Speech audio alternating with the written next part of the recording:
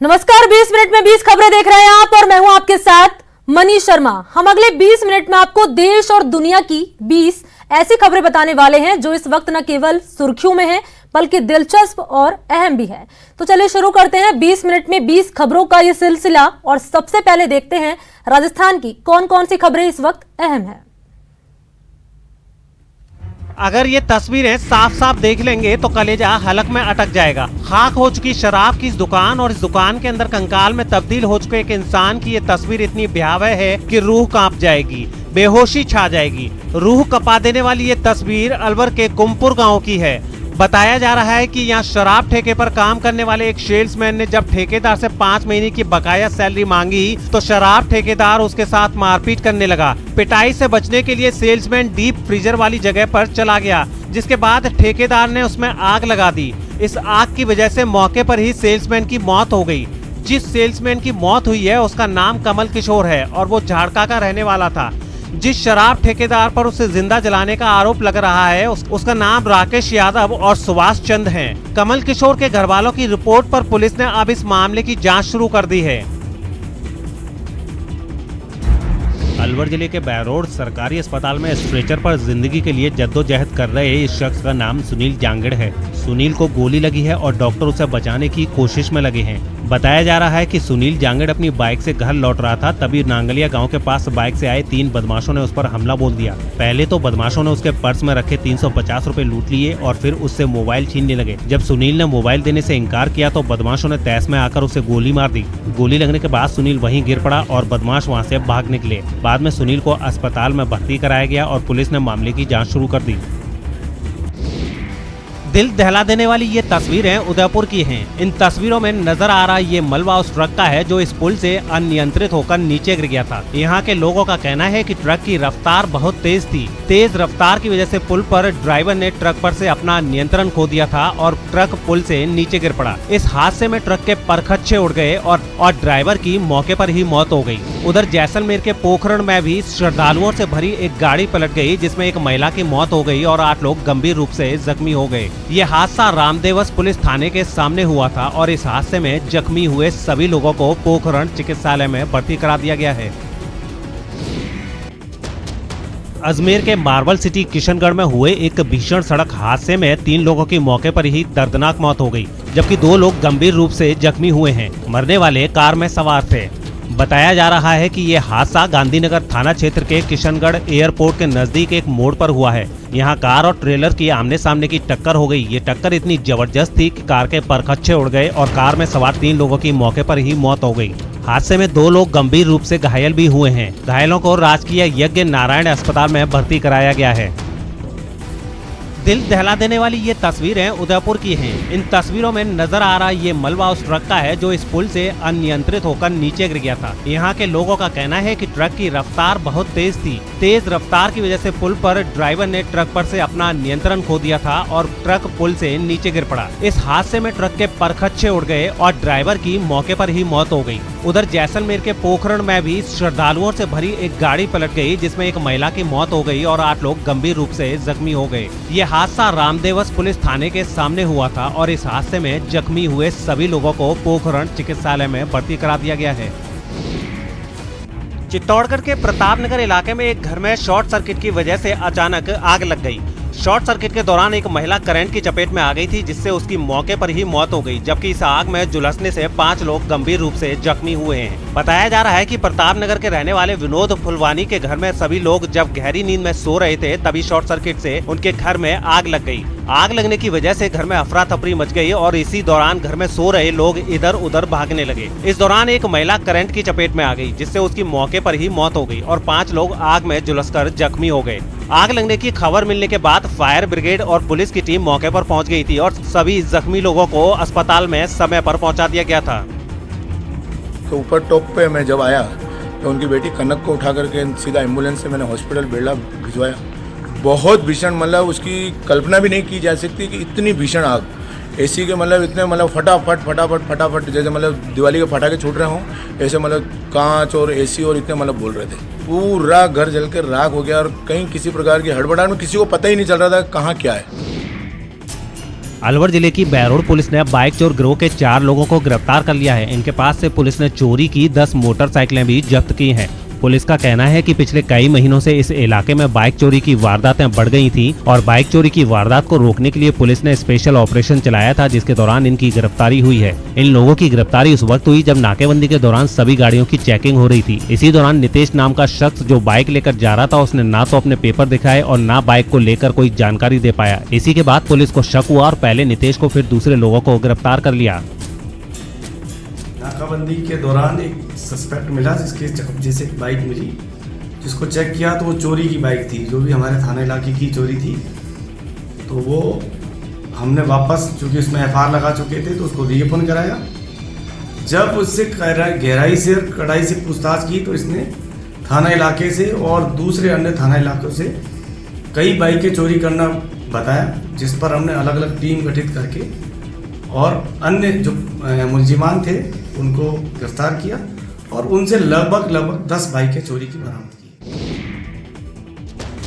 चूरू जिले की सुजानगढ़ पुलिस ने IPL में सट्टा लगाने वाले एक गिरोह का पर्दाफाश किया है। पुलिस ने यहां 6 आरोपियों को भी गिरफ्तार किया है। गिरफ्तार लोगों के पास से करीब 1 करोड़ 53 लाख के सट्टे का हिसाब मिला है। साथ ही 10 मोबाइल, लैपटॉप और टीवी जैसे सामान भी मिले हैं।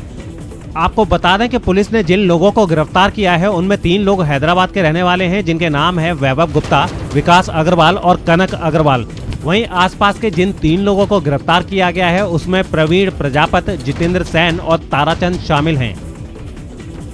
ने बुक की कार्रवाई करते हुए 6 जनों को गिरफ्तार किया है और उनसे लैपटॉप में करीब 1 करोड़ 53 लाख का हिसाब मिला है, 13.25 लाख रुपए का हिसाब मिला है, जिनसे 10 मोबाइल, एक लैपटॉप, एक सेट बॉक्स और एक LED हमने बरामद की। भीलवाड़ा में हत्या के विरोध में सड़क पर प्रदर्शन कर रहे कुछ लोगों पर पुलिस ने लाठीचार्ज कर दिया। बताया जा रहा है कि आपसी विवाद में 2 गुटों में हुई झड़प में एक आदमी की मौत हो गई, जिसके बाद उसके घर वाले रास्ता रोककर बीच सड़क पर धरने पर बैठ गए थे। इसी धरने को खत्म करने के लिए पुलिस को सख्ती बरतनी पड़ी और उन्हें वहां से हटाने के लिए लाठीचार्ज का सहारा लेना पड़ा। पुलिस की इस लाठीचार्ज के दौरान मौके पर भगदड़ मच गई। धरने पर बैठे लोग पुलिस की लाठी से अपने आप को बचाते हुए इधर उधर भागते नजर आए। पुलिस वाले भी उनका पीछा करते हुए उन्हें काफी दूर तक खदेड़ते नजर आए। एक ही परिवार के 2 पक्षों के बीच में कहासुनी हुई और कहासुनी के बाद में एक पक्ष द्वारा दूसरे के चाकू मारा गया और दूसरे पक्ष द्वारा भी पहले पक्ष के एक व्यक्ति के चाकू मारा गया। मौके पे पुलिस पहुंची, घायलों को हॉस्पिटल लेके गए और दौरान इलाज एक व्यक्ति की मृत्यु हो गई और एक को उदयपुर रेफर किया। राजस्थान में हार्डकोर अपराधियों के खिलाफ कार्रवाई के लिए बीकानेर में एक मेगा प्लान पर चर्चा की गई। बीकानेर आए ATS SOG के ADG अशोक राठौड़ ने बैठक के बाद कहा कि पुलिस जिस मेगा प्लान पर काम कर रही है उसके अमल में आते ही प्रदेश में अपराधी खुले नहीं घूम पाएंगे। खास बात यह कि इस बैठक में ADG ATS के साथ SOG के अधिकारी भी शामिल थे और उन्हें भी अपराध कम करने के लिए विशेष दिशा निर्देश दिए गए। पुलिस जिस मेगा प्लान पर काम कर रही है उसमें हिस्ट्री शीटरों को गिरफ्तार करने के साथ साथ अवैध हथियारों, मादक पदार्थों की तस्करी और सट्टेबाजी रोकने के लिए खास अभियान चलाया जाएगा। साथ ही वैसे माफियाओं के खिलाफ भी शिकंजा कसा जाएगा जो जेल में बैठकर बाहर अपने गुर्गों से काम कराते हैं।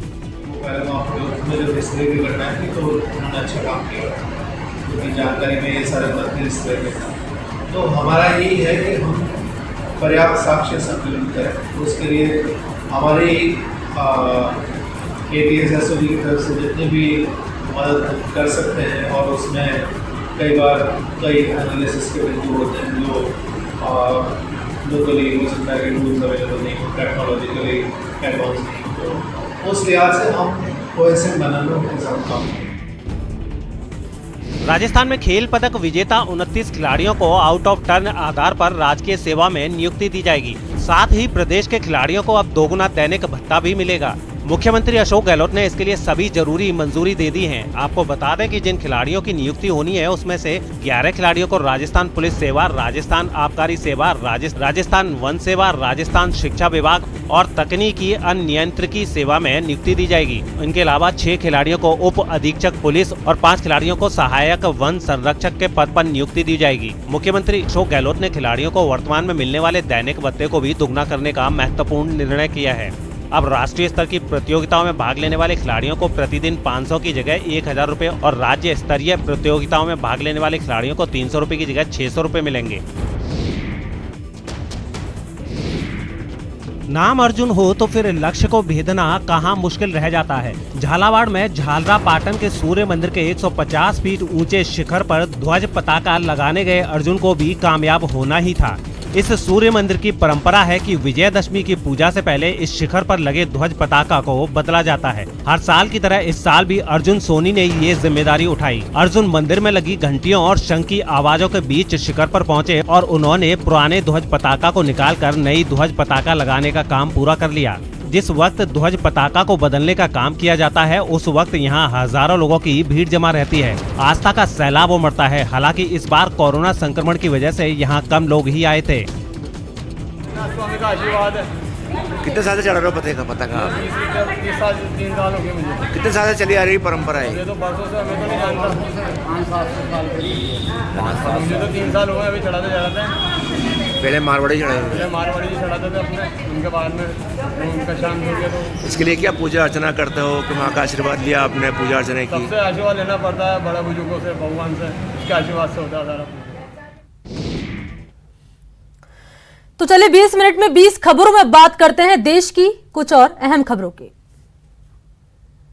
घाटी में बीजेपी नेताओं और कार्यकर्ताओं का गुस्सा चरम पर है और वो तिरंगा लेकर लाल चौक से लेकर जम्मू के दूसरे इलाकों में प्रदर्शन कर रहे हैं। बीजेपी नेताओं और कार्यकर्ताओं का ये गुस्सा जम्मू कश्मीर की पूर्व मुख्यमंत्री महबूबा मुफ्ती के उस बयान पर मचा है जिसमें उन्होंने तिरंगा न उठाने की बात कही थी। उनके इसी बयान के विरोध में कुपवाड़ा के बीजेपी कार्यकर्ता श्रीनगर के मशहूर लाल चौक पहुंचे और तिरंगा फहराने की कोशिश की। हालांकि यहाँ कुछ बीजेपी कार्यकर्ताओं को पुलिस ने हिरासत में भी ले लिया। लाल चौक के अलावा जम्मू के दूसरे हिस्सों में भी बीजेपी ने प्रदर्शन किया है। इससे पहले रविवार को भी एबीवीपी सदस्यों ने जम्मू में पीडीपी के कार्यालय के बाहर नारेबाजी की थी। जम्मू कश्मीर हिंदुस्तान था, है और हमेशा हिंदुस्तान रहेगा और जम्मू कश्मीर में सिर्फ एक ही झंडा लहराया जाएगा, वो है हमारा तिरंगा झंडा।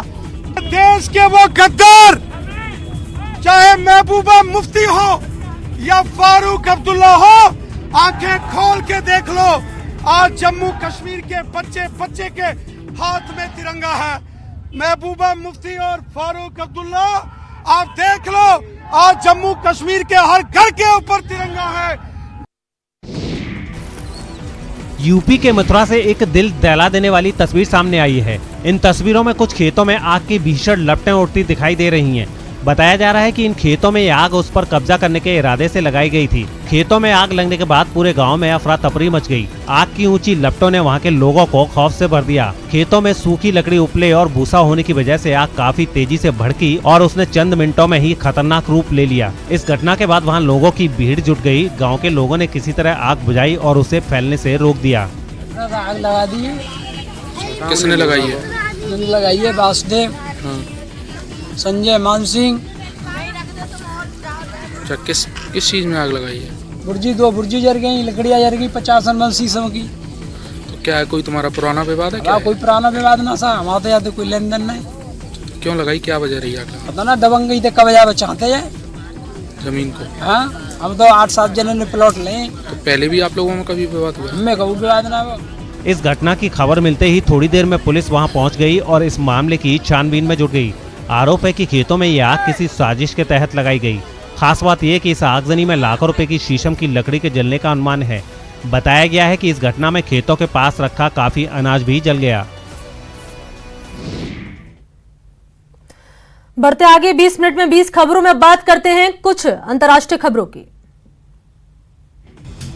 पाकिस्तान के प्रधानमंत्री इमरान खान के खिलाफ विपक्षी दलों की घेराबंदी जारी है। रविवार को दक्षिण पश्चिम बलूचिस्तान की राजधानी क्वेटा में 11 दलों के नेता फिर एक मंच पर नजर आए और हजारों लोगों की भीड़ में इमरान सरकार के खिलाफ हल्ला बोला। इस रैली में पाकिस्तान डेमोक्रेटिक मूवमेंट के अध्यक्ष फजलुर रहमान और गठबंधन के तमाम नेता मौजूद थे। इस रैली में मरियम नवाज ने जहाँ इमरान सरकार पर बलूचिस्तान के लोगों पर ज्यादती का आरोप लगाया, वहीं बिलावल भुट्टो ने वीडियो लिंक के जरिए लोगों से इमरान सरकार को उखाड़ फेंकने की अपील भी की। उसने अपने मोबाइल फोन पे मुझे उनकी तस्वीर दिखाई। उसने कहा कि मेरे बूढ़े माँ बाप का वो 3 भाई इकलौता सहारा थे और मुझे आपने जेल में डाला, मेरी आंख में आंसू नहीं आया। मेरी माँ वहां पर मर गई, मेरी आंख में आंसू नहीं आया। पाकिस्तान के पूर्व प्रधानमंत्री नवाज शरीफ ने एक बार फिर पाकिस्तान में सेना प्रमुख जनरल कमर जावेद बाजवा पर हमला किया है। लंदन से जारी एक वीडियो में नवाज शरीफ ने बाजवा पर कई सनसनीखेज आरोप लगाए हैं और कहा कि इमरान खान की सरकार बनाने के लिए बाजवा ने जनता के फैसलों की चोरी की है। वोटों की हेराफेरी और साजिशों से इमरान खान की सरकार बनाई है, अब उन्हें इसका जवाब देना होगा। तमाम सवालों के जवाब फौज को नहीं, जनरल कमर जावेद बाजवा को देने हैं, जनरल फैज हमीद को देने हैं। जनरल बाजवा साहब, आपको 2018 इलेक्शन में पाकिस्तान की तारीख की सबसे बड़ी धांधली और अवाम के मैंडेट की चोरी का हिसाब देना है। जनरल बाजवा साहब, आपको अरकान पार्लियामेंट की हॉर्स ट्रेडिंग का हिसाब देना है। और जनरल बाजवा साहब, आपको आइन और कानून की धज्जियां बिखेरते हुए इमरान नियाजी को अवामी मैंडेट के खिलाफ वजीर आज़म बनाने का हिसाब देना है। 29 दिनों से चल रही आर्मेनिया और अजरबैजान की जंग अब खत्म हो गई है। दोनों देशों ने 26 अक्टूबर की आधी रात से युद्ध विराम लागू करने पर सहमति जताई है। अमेरिका की पहल पर आर्मेनिया और अजरबैजान के बीच संघर्ष विराम हुआ है। इसका ऐलान खुद अमेरिकी राष्ट्रपति डोनाल्ड ट्रंप और विदेश मंत्री माइक पोम्पियो ने किया। अमेरिकी राष्ट्रपति डोनाल्ड ट्रंप ने अपने ट्वीट में लिखा है कि आर्मेनियाई पीएम निकोलस पशिन्यान और अजरबैजान के राष्ट्रपति इल्हाम अलीयेव को बधाई, जो आधी रात को प्रभावी ढंग से संघर्ष विराम का पालन करने के लिए सहमत हुए हैं। इससे कई लोगों की जान बचाई जा सकेगी। इससे पहले माइक पोम्पियो ने दोनों देशों के विदेश मंत्रियों से बात के बाद संघर्ष विराम का ऐलान किया था। आपको बता दें कि आर्मेनिया और अजरबैजान दो छोटे से देश हैं, लेकिन इन दोनों के बीच नारगोनो काराबाख को लेकर करीब 1 महीने से भीषण जंग चल रही थी, जिसमें अब तक दोनों ओर से करीब 5000 लोगों की मौत हो चुकी है। चीन की एक कंपनी ने आधुनिक तकनीक से लैस एक ऐसी हाई स्पीड ट्रेन बनाई जो दुनिया के अलग अलग देशों के रेल सिस्टम पर आराम से चल सकती है। यानी ये ट्रेन एक देश से दूसरे देश के बीच ट्रेन से सफर को आसान बना देगी, साथ ही मंजिल पर जल्दी भी पहुंचाएगी। इस ट्रेन की सामान्य स्पीड 400 किलोमीटर प्रति घंटा है, लेकिन इसके बावजूद ये शोर नहीं मचाती और तो और ये काफी हल्की भी है। दावा है कि ये ट्रेन हर तापमान में पटरी पर सर पर दौड़ सकती है। अभी तक एक देश से दूसरे देश तक ट्रेन चलाने में बहुत झंझट होता है। मसलन बीजिंग से मॉस्को तक जाने वाली ट्रेन को बॉर्डर पर बोगियां बदलनी पड़ती हैं। लेकिन दावा है कि इस ट्रेन की खास तकनीक से इंफ्रास्ट्रक्चर पर पैसे खर्च किए बिना ही ये दिक्कत दूर हो जाएगी और ट्रेन खुद ब खुद नए रेल सिस्टम के हिसाब से अपना मोड बदल लेगी। संयुक्त अरब अमीरात के दुबई में दुनिया का सबसे बड़ा फव्वारा लोगों के लिए खोल दिया गया। अहम बात यह कि 14,000 स्क्वायर फीट से भी बड़े इलाके में फैले इस फव्वारे ने लॉन्च के दिन ही गिनीज वर्ल्ड रिकॉर्ड भी अपने नाम कर लिया और एक शानदार कार्यक्रम में दुनिया का वो सबसे बड़ा फव्वारा अपने जलवे दिखाता नजर आया। 3, 2, 1, ladies and gentlemen, let's make history. Hands up in the sky, let's go! History! कुछ देर पहले तक जहां अंधेरा छाया हुआ था, फव्वारा चलते ही वहां रौनक लग गई। इतनी जोरदार आतिशबाजी शुरू हुई कि ऐसा लगा जैसे दिवाली मनाई जा रही थी।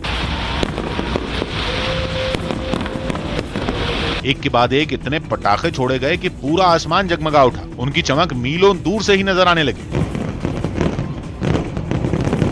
3000 से भी ज्यादा रंग बिरंगी एलईडी लाइटों की रोशनी में फव्वारे से पानी की इतनी ऊंची ऊंची धाराएं उठी मानो वो आसमान को छूने की कोशिश कर रही हूं। बताया गया कि फव्वारा हवा में लगभग 350 फीट की ऊंचाई तक पानी की बौछार कर सकता है। और सिर्फ इतना ही नहीं, थोड़ी देर बाद उसने गाने की धुन पर नाचना ही शुरू कर दिया। दुनिया के इस सबसे बड़े फव्वारे की लॉन्च के मौके पर गाने बजाने का कार्यक्रम भी रखा गया, जहां अच्छी खासी तादाद में लोग पहुंचे। पश्चिम एशिया के देश कतर में 9 महीनों के बाद ऊंटों की रेस की गई।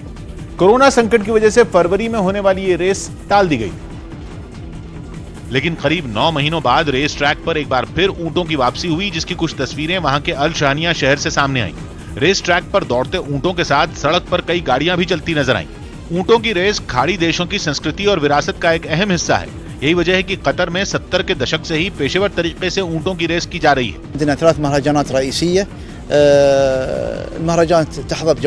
रेस शुरू होने से पहले इन ऊंटों की देखभाल करने वाले लोग रिमोट से चलने वाले रोबोट जॉकी की भी जांच पड़ताल करते नजर आए, जिन्हें रेस में हिस्सा लेने वाले ऊंटों की पीठ पर बिठाया जाता है।